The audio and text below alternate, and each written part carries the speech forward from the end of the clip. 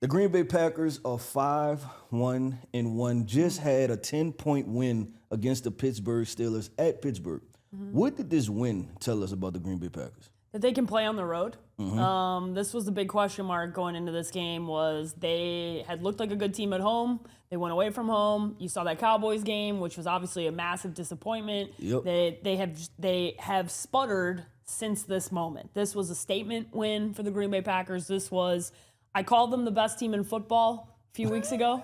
The jinx is over. I think they've overcome my jinx, and they've now become back into the conversation of one of the best teams in the NFL, because Pittsburgh in a night game, Sunday Night Football, Aaron Rodgers on primetime, revenge. You talk about all those different storylines and narratives. They overcome that. I think my biggest takeaway outside of that from the Pittsburgh side is questioning the defense, and we'll get to that in a few minutes. Yeah, when I look at the Green Bay Packers, right, and what did this win say? This win say that they have one of the best rosters in the NFL, 100%. right? And it also it was a declaration, right, in kind of a stamp of approval that this is one of the best teams overall. And this is the reason why going into the season, especially when you add in the Michael Parsons trade, that people say, hey, the Green Bay Packers may be Super Bowl contenders. For sure. And the one thing about this Pittsburgh Steelers win, you seen them starting to hit on all cylinders, right? Obviously, Tucker Kraft, and I'm going to go ahead and stamp it and say it, I believe Tucker Kraft will be an all-pro tight end. Yeah, he already has the captain on his jersey, and to have it 3 to 4 years into your career, it's crazy. That's pretty amazing, right? And then you look at Christian Watson.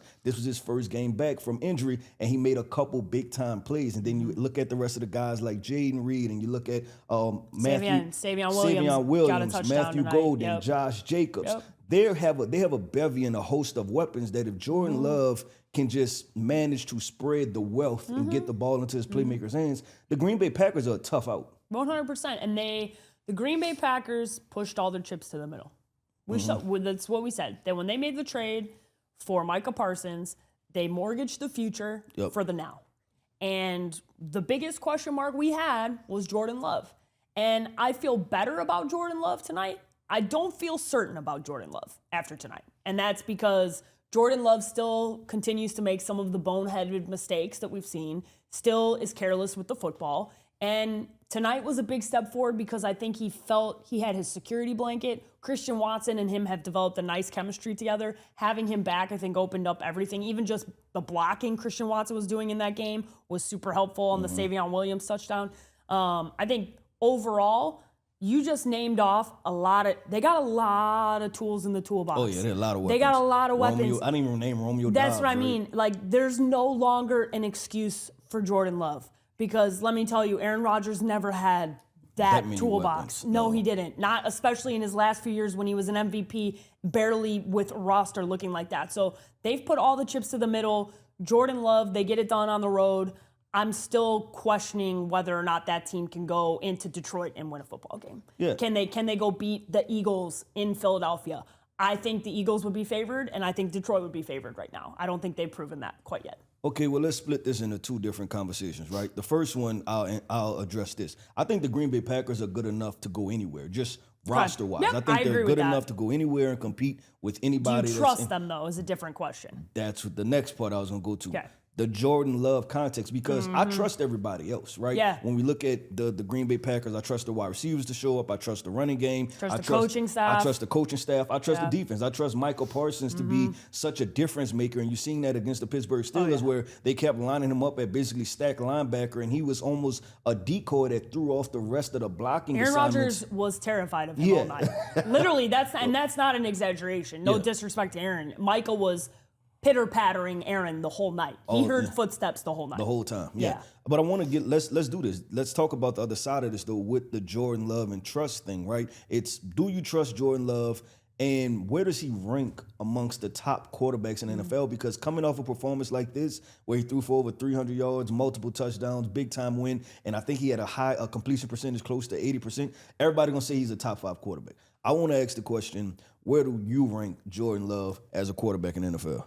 He's still in that 5 to 10 range. Nothing I saw tonight or this season has talked me out of that. And in fact, it's only furthered my argument for him being in the back half of that range. And that's because he's still careless with the football. Right. He's had a lot of great moments. He also had a lot of very lucky moments. And those lucky moments bounce one way one time and they bounce another way.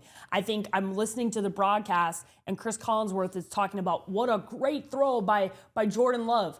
Jordan Love heaved a ball up with pressure in his face, not seeing where he was throwing, okay? Because you can tell with the tape that you're watching, Chris. I wonder sometimes about that. Was that a PFF shot? That's a PFF shot. That's a PFF shot. I don't need to disguise it. We all know how I feel about the analytics department of PFF. But he throws the ball up, and Tucker Kraft has to come back 6 yards and deke a defender to make the catch. And he goes, what a great throw from Jordan Love. And I'm going, what the hell are we watching? Yeah. And that's some of the things I don't think that Jordan Love is not a good quarterback. I think he is a good quarterback.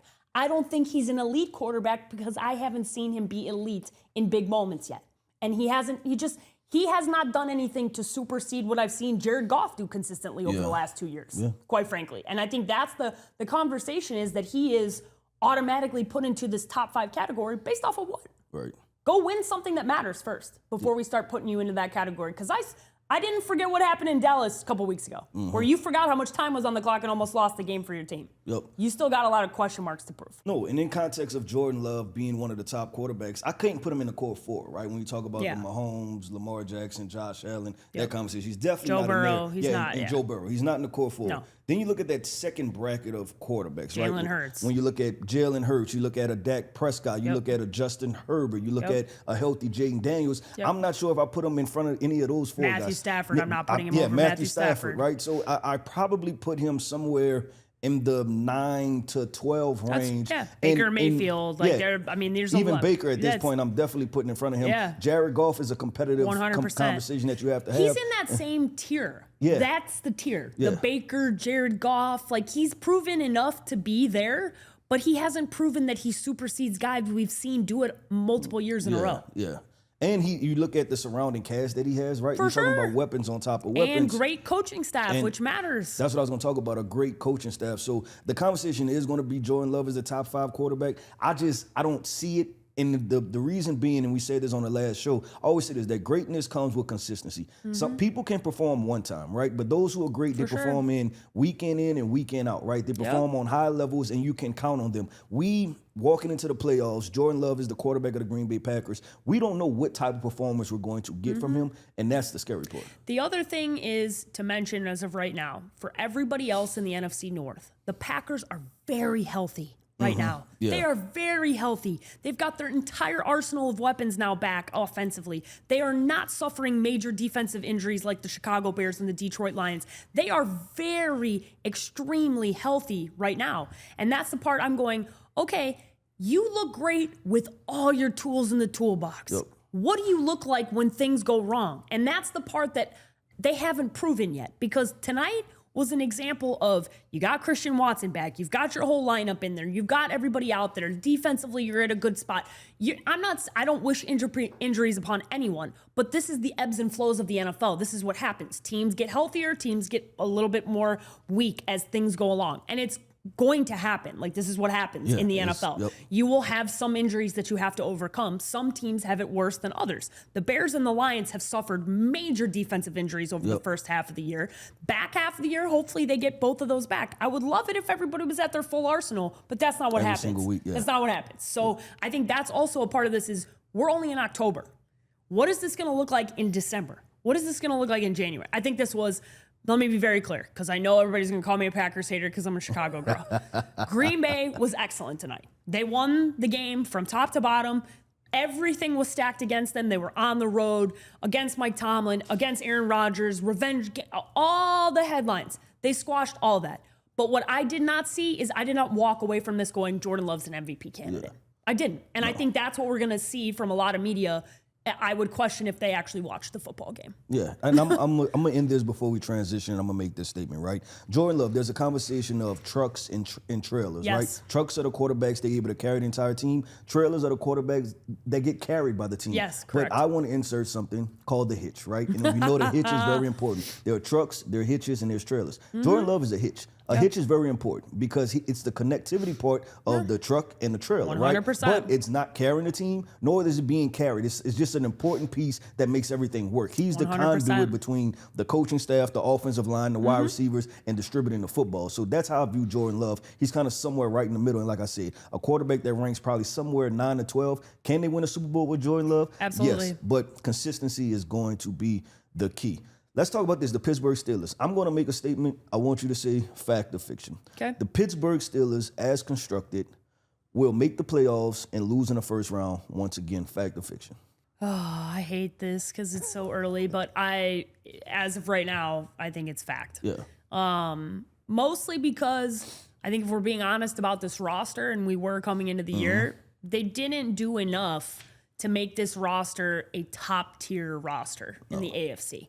I look at Aaron Rodgers and the tools that he has in his toolbox. Quite frankly, for a quarterback that's 41 years old, he does not have enough. He does not have enough wide receiver weapons. DK Metcalf continues to drop a huge pass in the end zone, then gets a horrible penalty in the game where he pokes the eye of the defender and takes a 15-yard penalty. I mean, that's not something you expect of a veteran, and it sure as hell isn't something you expect of a Mike Tomlin coach team. Right. That's the stuff that he doesn't want happening. That's the stuff George Pickens got traded away for. Antonio Brown got traded away for. Those are the things that I'm going, okay, guys, I think at this deadline, if this roster fancies themselves to not have that statement be true, they need to go get more weapons. And this defense needs to show up. Yeah. Let's be honest. Because I do not see a Pittsburgh Steelers defense. No. I see a TJ Watt and everybody else. Yep, 100%. And I'll piggyback off of that with the Pittsburgh Steelers roster. Their issue is they still have a talent problem. You addressed it. You got better because you swapped out DK Metcalf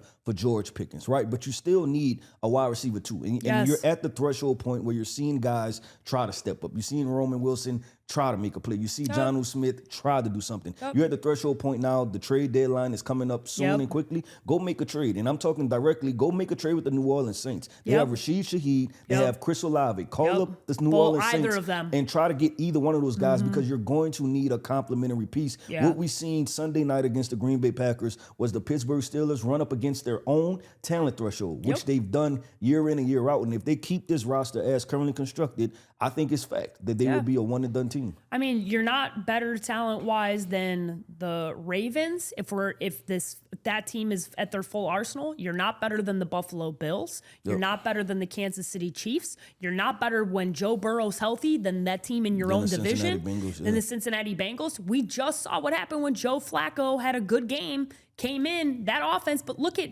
who's on either side. T. Higgins and Jamar Chase. I mean, the difference in talent is astronomical. Yeah. And big drop off. I mean, you just can't in your own division nonetheless. Yeah. You can't have that. If you look at the standard in your division alone, who are you competing with? Yeah. I mean, I even say this, right? The Cleveland You're Browns. closer to Cleveland than Cincinnati talent-wise, I was gonna offensively. Say, Cleveland Browns are trading people in the division, right? Oh, Go ahead and try to get Jerry Jeudy, right? Can you imagine if Mike, after all that shit he taught, Andrew Berry ain't answering the phone for Mike Tomlin. There's no chance. He's going to be like, oh, who is this? Mike Tomlin? See you later, buddy. Right, not answering the phone. But yeah, the Pittsburgh Steelers definitely have to address that. And I look at their general manager, Omar Khan. You're not finished, right? You did a good job in the offseason. You got them to the respectable level. You could be better than what you were last year, but you're not finished with the job. Gotta have another receiver. Get another wide receiver piece to be more explosive to add to this offense. But let's do this. It's Monday. You know what we do on Monday? We overreact. So we have overreaction Monday. This is what we're going to do for this. I'm going to make the statements, and we're going to go true or false on these statements, okay? First one up, we have the Eagles are better without A.J. Brown. True or false? As much as I'd love to troll A.J. Brown, I'm going to say false. Okay. A.J. Brown is a special talent in the NFL. Mm-hmm. Are they better without A.J. Brown's drama? True. Are they better without his talent? False. And I think this hopefully becomes a lesson for him in a victory where the Eagles were excellent. Saquon Barkley was excellent. This team showed exactly who they are, and they BTA'd all over the Giants. And they showed them exactly, yeah, you the little brother in the division. That was cute a couple weeks ago, but we're the real team in this division. We're the talent threshold in this division. We are the supreme dominator of this division. There was never a time when the Giants were in this game. I think it was 2 minutes in, where I was like, yes, this is over with, right? And that's where you got to look at this and go, okay, I know I kind of skated the question, but you cannot be a better team without that talent on the field. His antics, yes, and hopefully he learned something from this. Yeah, I'm going to go bold, and I'm going to say yes. The Philadelphia Eagles are, because there's a certain level of distraction that affects a franchise from the top down. And you see the Philadelphia Eagles, you're talking about the offensive coordinator. You're talking about Jalen Hurts, the guy who's the most important person on the field. When you're overthinking, you're not playing at your optimal level. I'm with you. Saquon Barkley averaged 10 yards per carry, had 150 yards rushing, a receiving touchdown, and a rushing touchdown. Everybody looked happy. It was no pressure over there, and they looked like they were just operating on all levels. So I'm going to just say it in a context of addition by subtraction. That, you know what? We're a better team because we're all rowing in the right direction. And when you have somebody going in the opposite direction, it becomes a problem. You have to ask yourself, are you hurting us or helping us? Yeah, I feel that. I just, when you're that talented of a player. No, and that's what makes it so tough, right? That when you're that talented, it's like, I hope what I said happens. I hope he saw what happened, and I hope he humbles himself and realizes, hey, I really want to be a part of a championship team, because call your buddies in Tennessee. I guarantee you they're not having a good time. All right, let's do this one. Next up, the New York Jets. First of all, shout out the Jets. They got their first win, right? Yeah, shout out to Aaron Glenn and Justin Fields. Yep, Justin Fields is still a starting quarterback in the NFL. Fact or fiction? Fact. And I went back and forth on this one quite a bit. Justin Fields is talented enough. He's got the emotional intelligence to be a quarterback. He has the toughness to be a starting quarterback in this league. This week, his owner, Woody Johnson, came out and did one of the most disrespectful, ridiculous things that I have ever seen any leader of any company, not NFL team, any leader of any company do to the face of your company. That's what he did. Yep. It would be the board of trustees coming out and mocking the CEO of Walmart or the CEO of Target. That's exactly what they did, and not stand behind them. And then on top of it, blame him for everything that's going on. To have the wherewithal to come back and have the performance that he had showed such a level of mental toughness that it truly takes to win in this league. If he can finally get a coaching staff that sticks together, he can make it happen. He's not going to be a top 10 quarterback in this league, but Justin Fields can start. He can win you games, and he has the level of toughness and the wherewithal to deal with chaos in a way that I truly have not seen a quarterback do in quite some time.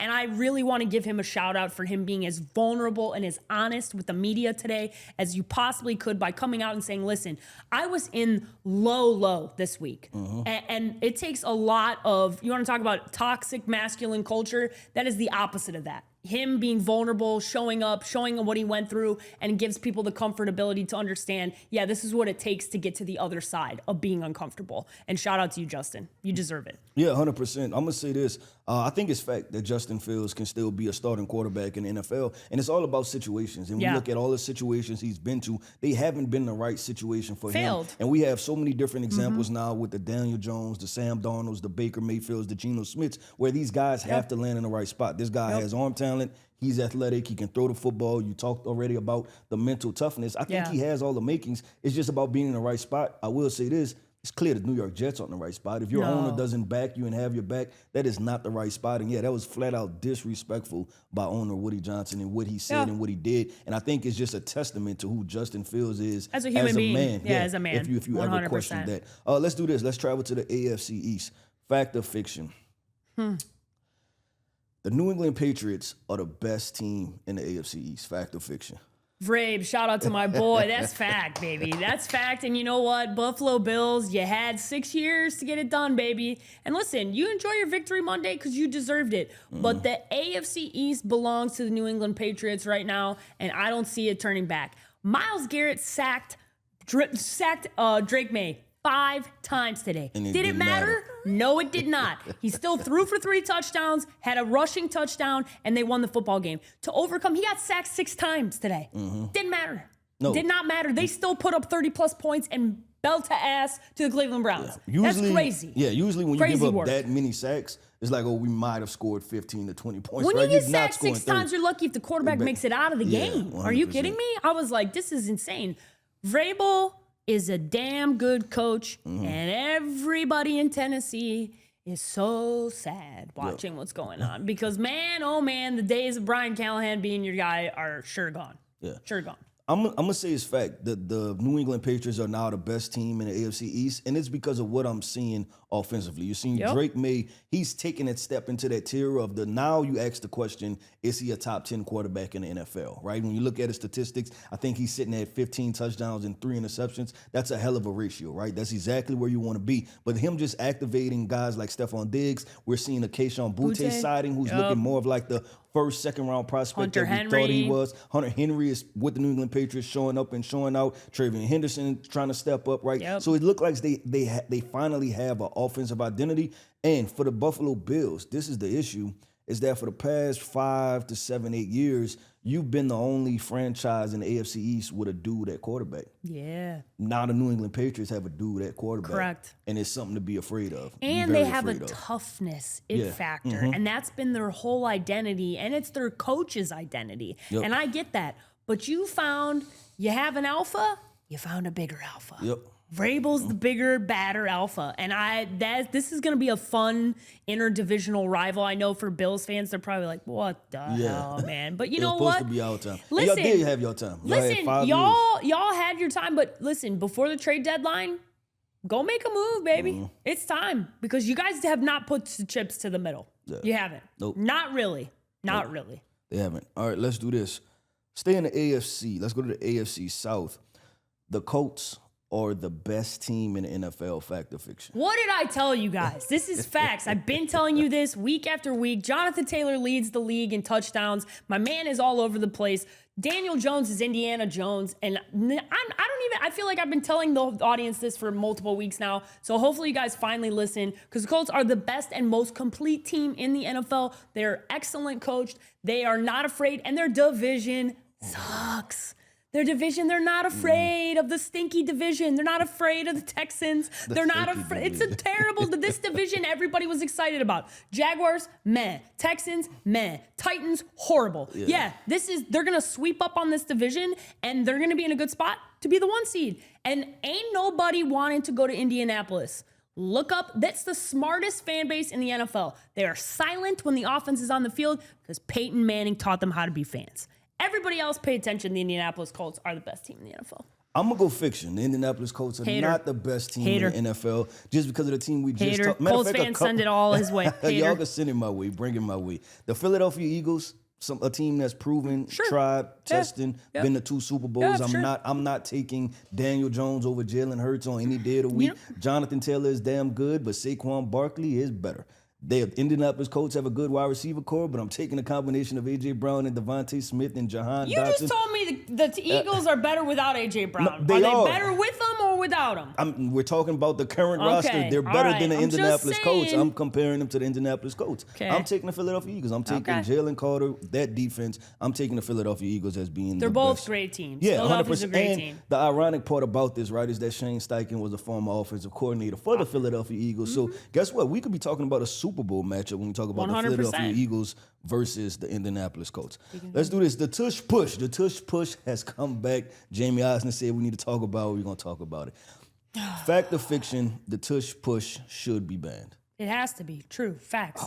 I have stood on this for as long as I can. You want to know why you can't be banned? You got to be banned? Because when you're not on the goal line and you're on the 20 and you go to run the Tush push and Jalen Hurts fumbles the football and you pretend that you called it dead, 1, you didn't call it dead. I listened back to it. And 2, if you called it dead before he stopped moving his feet, which he was still moving his feet, that's against the rules. Okay. So you either need to learn how to officiate the play properly, which we all know is not going to happen. So unfortunately, because of that, the Tush push has to be banned, because now that's cheating what happened today. No, that is not. What happened today is cheating. Let me talk to the people. Cheating. Listen, he fumbled the football, and you guys did not call it properly. Who did that? That is cheating. So was that the officials? Okay, so that's my point. Is that we tried to blame the Philadelphia Eagles for the officiating. I'm not blaming.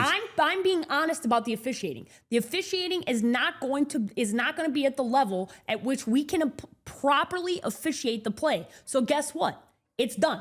Over with. You can't. Yes, you can. Officials yes, mess you up can. things every single game. This is a very and specific we don't thing. ban the things that they mess up. They Yeah, messed but they up. don't. But this is unheard. Like what it happened wasn't today was so glaringly obvious that if I was the coach on the other side, I'd get tossed from the game because it's ridiculous. I think it would have happened if it was a quarterback sneak. I think it could have happened if it was a running back, a halfback. For sure, but they know how middle. to officiate that. No, so the problem was what? That they blew the whistle too fast. No, right? they said they blew the whistle. They Yes, didn't blow the whistle, but- and then they said that it wasn't a fumble when it was a fumble. Yeah, but we've had that happen in other instances because Sure. it's a matter of forward progress being stopped course. and them saying that they blew the whistle, but they can't go and review that. I say, if anything, go and change the rule of being able to review when did we hear the whistle. Sure. I think the glaring I'm with that too. issue was that we sit there and we listen to it and we like, wait, the whistle didn't blow, Yeah. and he fumbled the football, Correct. and then the refs are saying, oh, we blew the whistle, and we're saying, no, you didn't. And then nobody can I review think it. that was the issue. Yeah, I'm still on board with the tush push. If you don't like it, stop it. Eagles, I held out very long. Here's the thing. She flipped the script. No. When you have an inch and then you take a mile, I'm all that's what for it. happened. No. You had the inch. That wasn't you the were Eagles' all, no. fault. They didn't Yes, do it is. anything.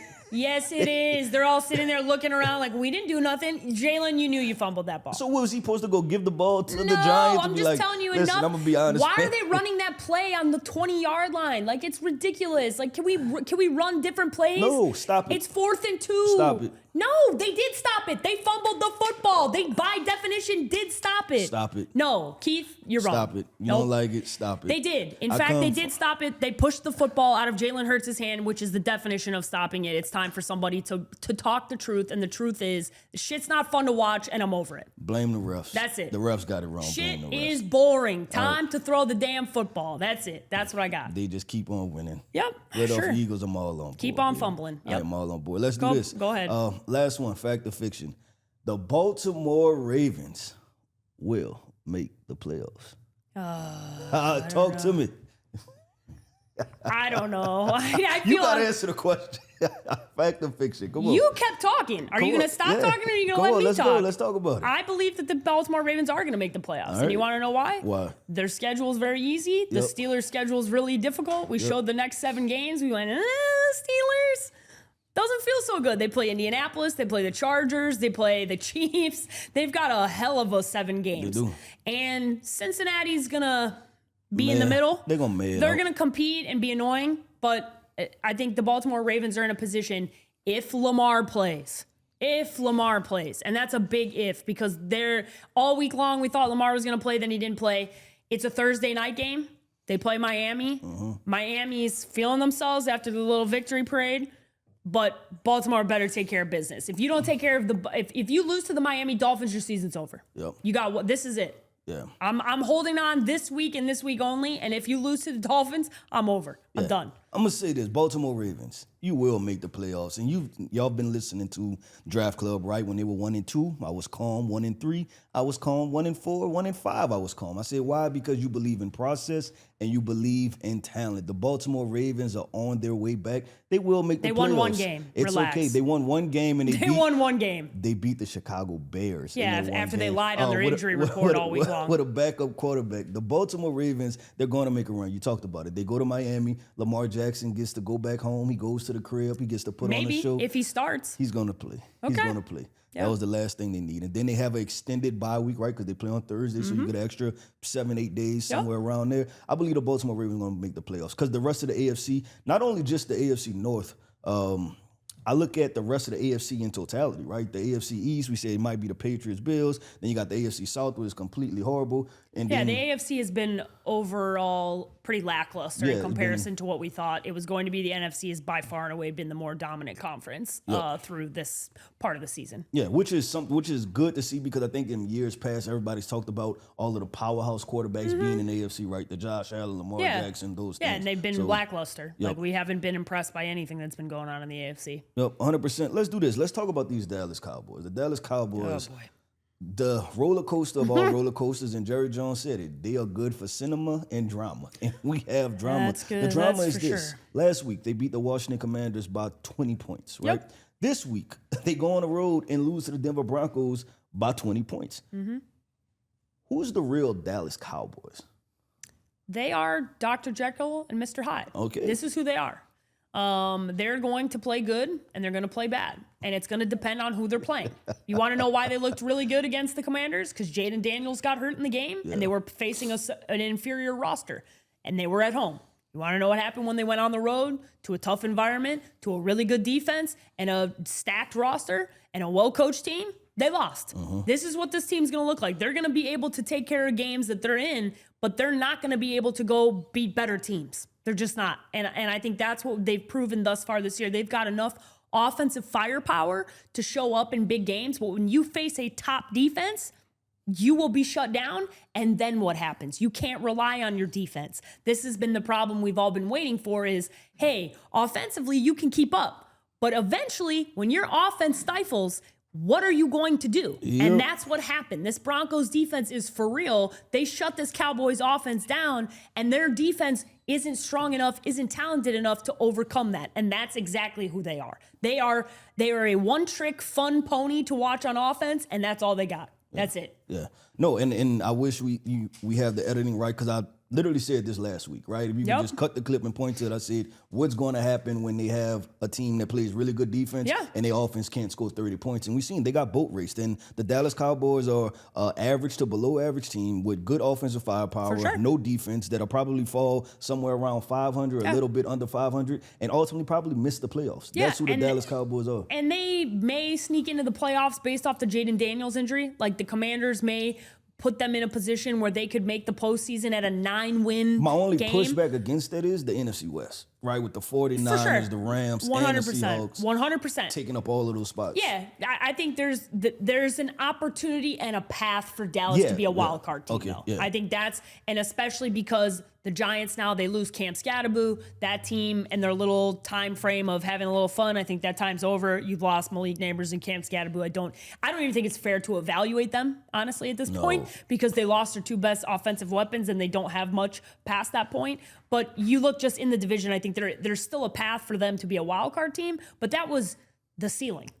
Like, that's the ceiling for this team. The ceiling for this team is to be a wild card team. And the floor is you could lose every game the rest of the year. That's how bad your defense is. That's not an exaggeration. When somebody shows you who they are, believe them. And the Dallas Cowboys have showed you they are up and down. They all a roller coaster of a franchise. They're fun to watch, though. Yeah, they're fun You to never watch. know what you're going to get. Dr. Jekyll, Mr. Hyde. Jerry Jones, keep running up a check, baby.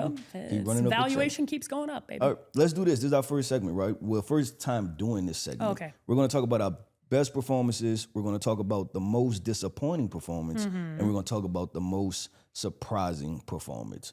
I'm gonna let you go first. So you want Sunday superlatives? Sunday superlatives. That's what we're I'm calling sorry. it. I got you. Titling correctly. We got Sunday superlatives. We're doing some Sunday superlatives. They're not going to be quite as funny as Jimmy Kimmel's superlatives, but we will try. My best performance of the week, and then your best performance of the week. My best performance of the week is the LA Chargers with Joe Alt. They are 4-1 with Joe Alt. They are 4-0 with Joe Alt. Completes the game. Okay, when he plays the whole damn game, Joe Alt, they win every game. And you want to know why? Because offensive line play matters in this league, and it doesn't get talked about enough. And in losing your left tackle, they lost Rashawn Slater. Then they took their right tackle, moved him to left tackle, which is his natural position. Joe Alt, when he is in the game, he shuts shit down. We know Joe Alt. We've spent a lot of time with Joe Alt. We know Joe Alt Sr. Let me just tell you, ain't no day that Joe Alt gets up where he isn't afraid of Joe Alt Sr. kicking his ass for not showing up at a football game. So I'm just going to tell you guys, that mentality in combination with Harbaugh is an unmatched version of toughness and football and running the football. They lost Omari and Hampton. They've got a backup in there, went over 100 yards back-to-back games. Now, when Joe Alt is out there, he's moving bodies and he's creating room for Justin Herbert to, by the way, rush like he did in that game as well. The Vikings, Carson Wentz is questioning whether or not he wants to play football. Just look at what happened on the sidelines. It was bell to ass. The Chargers took care of the Vikings, and the Vikings are a team that, listen, everybody's loved Kevin O'Connell, and he could turn any quarterback into a special quarterback. Carson Wentz did not look like a special quarterback against the LA Chargers. Nope, and they had Sam Darnold and Daniel Jones. on the It's a Minnesota tough scene. Vikings. It's a real tough scene. You better hope J.J. McCarthy shows up this week. Yep, I'm gonna go best performance. Best performance, the return of Saquon Barkley. God bless. 14 carries for 150 yards. That is 10 rushing yards per carry. Yeah. He had a rushing touchdown and another receiving touchdown. The rest of the NFL better be on notice because Saquon Barkley is back. Whatever rust he had to shake off, he has shooketh it off, right? And he It's called is playing ready. the Giants. Yeah, playing the Giants, right? It'll get you back on track. Get you going a little bit. And yeah, so the best performance for me is Saquon Barkley because I think now they have another opportunity. They can transition to being who they truly want to be, the Philadelphia Eagles, being a running team. Let Saquon do his thing. Everybody said he might be a little bit slow. He might be losing a little something. It's Saquon Barkley. He just needs to figure it out. They are finally starting to build cohesiveness throughout that offensive unit. Saquon Barkley killed it. Saquon without AJ looked really good. Yep. You never know. Maybe there is something to this whole storyline. I'm not reporting anything. I want to be very clear on that. We'll see how he is when he comes back. You have the most disappointing performance. Most disappointing performance goes to the Atlanta Falcons. You had the Miami Dolphins come into town, right? You had the Miami Dolphins, the team that was reeling, the team whose head coach and quarterback were publicly beefing in media sessions, who were subtweeting each other for the past 3 weeks to a month, a team that lost their number one wide receiver in Tyreek Hill, a team that had one of the worst defenses in the NFL, a team that has one of the worst offensive lines in the NFL, a team that's in complete disarray and ownership at one point wanted to tank for Tua, right? And then now we don't know if Tua wants to be there. You lose to that football team. You lose to that football team with Bijan Robinson, Kyle Pitts, Drake London, this defense that's playing much better, and you just flat out drop the ball. You lay an egg against the Miami Dolphins, and it puts you in a position to where I'm not sure if you can still be competitive in the NFC South because Baker Mayfield and the Tampa Bay Bucks may take off and run with the rest of this division. Yeah, it's a tough one. It's a tough one. We both believed in Atlanta. We were at an event where we were talking to a Georgia fan and a Falcons fan, and we were both thinking, hey, Kirk Cousins is going to come back. This team's going to put it all together. That very clearly did not happen. And on the flip side, the most surprising performance of the weekend is the other side of the football, and that is the Miami Dolphins. If you told me there would be a team that rushed for over 100 yards going into this game, I would have unequivocally pushed all my chips to the middle to say Bijan Robinson and the Atlanta Falcons. Wrong. That is not what happened. Shout out to our boy Ollie Gordon. He was a part of that rushing attack that happened. Shout out to OG. But most importantly, Tua throwing for 4 touchdowns. This team showing up and looking explosive on offense. This defense playing like we have not seen them play all year long. I don't know who got in whose ear. I don't know who said what in the locker room this week. I don't know what players only meeting y'all had, but whatever happened need to happen again. Because this team remembered how the hell to play football. They questioned, they got their manhood checked. They got everything questioned going into this game, and they came in and they showed out, and it was I mean, we talked a lot about belt to ass in this show today. This was belt to ass. This was belt to ass. This was bad. This was all bad. In Atlanta, ooh, yeah, it's tough. It's a tough scene. Yep, it was. It was. Yeah, you look at what the Miami Dolphins were able to do, and you're like, okay, where has this been all year? I mean, Tua remembered how to play football. Yeah. And I don't know. That's why I said I don't know who it was. I don't know who to attribute it to. I don't know who to blame. I don't know I don't know where to impart. I just know I saw this team put it all together in a way that we have not seen all year long. The only performance that I go to is that performance up in Buffalo, but even then, Tua gave the game away. This was a complete Tua performance. He deserves a lot of credit for all the shenanigans that's been going on outside, him and his coach and all of it, and some of it self-inflicted, but he showed up and showed out in a big way against a defense that's been pretty good this year in Atlanta. Yep, 100%. Let's do this. Final point. I'm going to pass it right back to you. It's an easy one for me. Rocking and rolling. Yeah, it's an easy one for me. Baltimore Ravens. Uh-oh. Let me explain something to you. In the NFL, the rules state that when you are a full participant in practice, that means you're a full participant with the ones. You're not a full participant with the practice squad. You're not a full participant with the backups. You are limited if you do not practice with the ones. Somehow, some way, Lamar Jackson never showed up this entire week on the proper protocol because Oh, we find out after the fact, Lamar Jackson never practiced with the ones all week long, which means nobody would have thought he was going to start in the game. He was listed as probable, most likely to start on Friday, which is when everybody in the NFL is required to turn in their active, inactive. Saturday morning, I wake up to Lamar Jackson's playing in the football game. This is bullshit. This is bullshit because John Harbaugh, I'm going to tell you something. Big dog, do not lie to me. I know you are smart, and don't hit me with the, it was an honest mistake. Stop. Full stop. I don't care. At least just admit what you did. Don't pretend to be stupid and pretend like you didn't know what you were doing. It was an honest mistake. You expect me to believe that a coach who's coached for as long as John Harbaugh has, that it was an honest mistake? The Harbaughs, I'm going to say it like my dad said it best today. The Harbaughs have a little bit of experience in the cheating zone, okay? They've flirted with this in college and they've flirted with this in the NFL. If you ain't cheating, you ain't trying. I get it. But admit it when you do it, John. That's the shit you can't do. Like, you just can't, the whole week you prepare for one thing and then boom, it's going to be something different. Just admit what you did. Just admit that you did it. I don't want you to pretend like it was an honest mistake. Come on, John. I'm too smart for that shit, big dog. You may be able to pull that on the media in Baltimore. I'm not letting you off. I'm asking a follow-up. You expect me to leave that a Super Bowl champion head coach forgot how to do a practice report? Please answer the question. There ain't no way. He might have just had a rough week. No, nope. We do not let people off on this show. And John, I love you. Good luck. Hope you beat the Dolphins this week so we can continue to talk about you. But come on, big dog. Yep.